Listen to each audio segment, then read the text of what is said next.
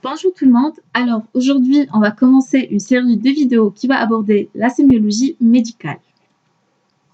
Donc, la sémiologie médicale, c'est quoi? C'est la science des signes. En médecine, c'est l'étude des symptômes exprimés par le patient et des signes physiques relevés par le médecin. C'est une étape essentielle dans le raisonnement clinique car elle permet de regrouper les signes cliniques en syndromes, ce qui permet d'orienter notre diagnostic. La première étape, c'est l'interrogatoire.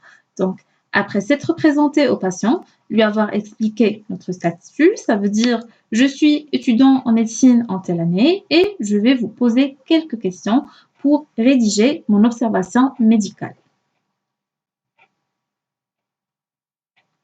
Donc, il faut chercher son identité. Donc, on va demander c'est quoi votre nom, votre prénom, votre âge, votre profession, votre ville ou bien votre pays d'origine, votre ville ou bien votre pays de résidence, votre situation familiale, votre nombre d'enfants et votre couverture sanitaire. Après, on va chercher ses antécédents personnels et familiaux. Donc, pour les antécédents personnels, on commence toujours par les antécédents médicaux, notamment les facteurs de risque cardiovasculaires, y compris le diabète, l'hypertension artérielle, la dyslipidémie, etc. On va chercher une notion de tuberculose, d'asthme ou bien de cardiopathie.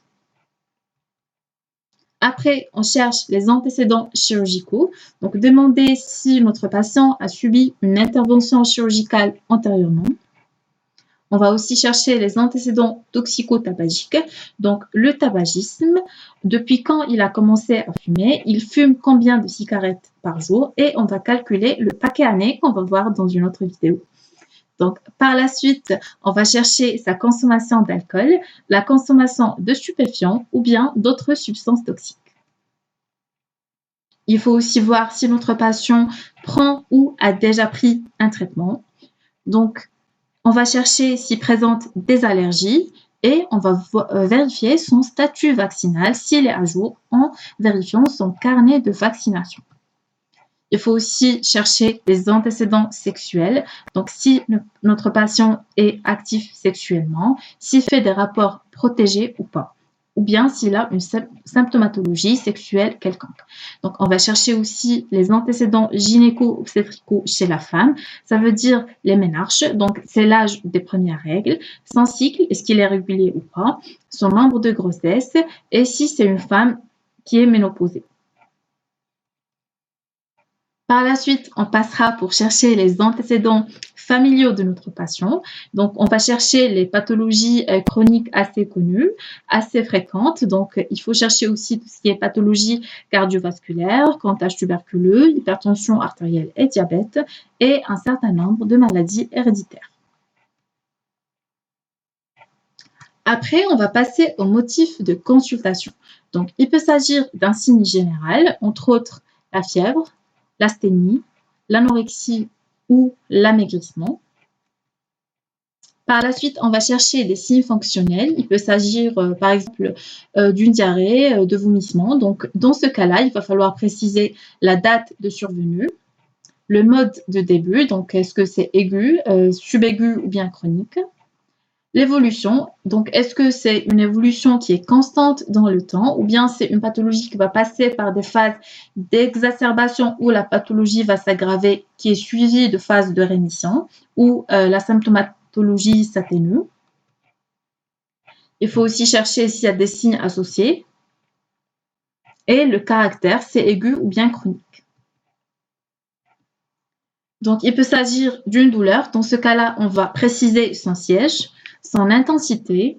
Donc, est-ce qu'elle est d'emblée maximale ou bien elle va s'accentuer dans le temps?